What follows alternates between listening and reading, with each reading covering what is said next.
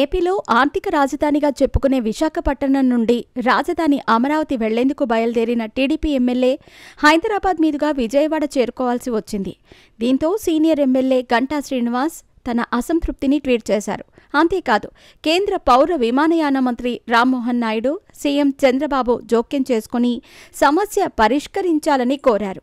ఈ మేరకు ఆయన విమాన టికెట్లు కూడా ఫోటో తీసి ట్వీట్ చేశారు. ఆంధ్రప్రదేశ్ ఆర్థిక రాజధాని విశాఖ నుంచి ఆంధ్రప్రదేశ్ పరిపాలనా రాజధాని అమరావతి చేరాలంటే తెలంగాణ రాజధాని హైదరాబాద్ మీదుగా వెళ్లాల్సి రావటం బాధాకరం అంటూ ఎమ్మెల్యే గంటా శ్రీనివాస్ ట్వీట్ చేశారు. ఉదయం 8 గంటలకు విశాఖ ఎయిర్పోర్టు వచ్చిన తాను విమానంలో హైదరాబాద్ ఎయిర్పోర్టుకి చేరి అక్కడి నుంచి విజయవాడ విమానం క్యాచ్ చేసి గన్నవరం ఎయిర్పోర్టులో దిగేసరికి మధ్యాహ్నం 1 గంట అయ్యిందని గంటా తెలిపారు. సీఎం చంద్రబాబుతో సాయంత్రం సమావేశం కావటానికి విశాఖ నుంచి బయలుదేరిన సిఐఐ, ఫిక్కీ వంటి ట్రేడ్ ప్రతినిధులు కూడా తనలాగే హైదరాబాద్ మీదుగా విజయవాడ చేరారని గంటా చెప్పుకొచ్చారు. విశాఖ, విజయవాడ మధ్య ఉదయం వేళల్లో నడిచే 2 విమానాలు రద్దు చేయడంతో ఈ పరిస్థితి వచ్చిందన్నారు.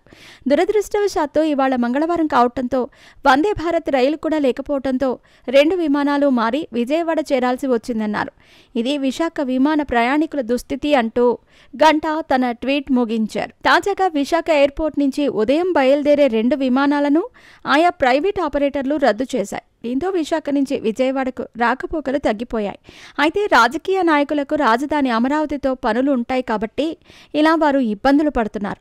మరోవైపు ఉత్తరాంధ్రకే చెందిన కేంద్ర పౌర విమానయాన మంత్రి రామ్మోహన్ నాయుడు ఉన్నా ఇలా విమాన సర్వీసులు రద్దు కావటంపై విమర్శలు వ్యక్తమవుతున్నాయి. దీనిపై ఆయన ఇప్పటి వరకు నోరు మెదపలేదు.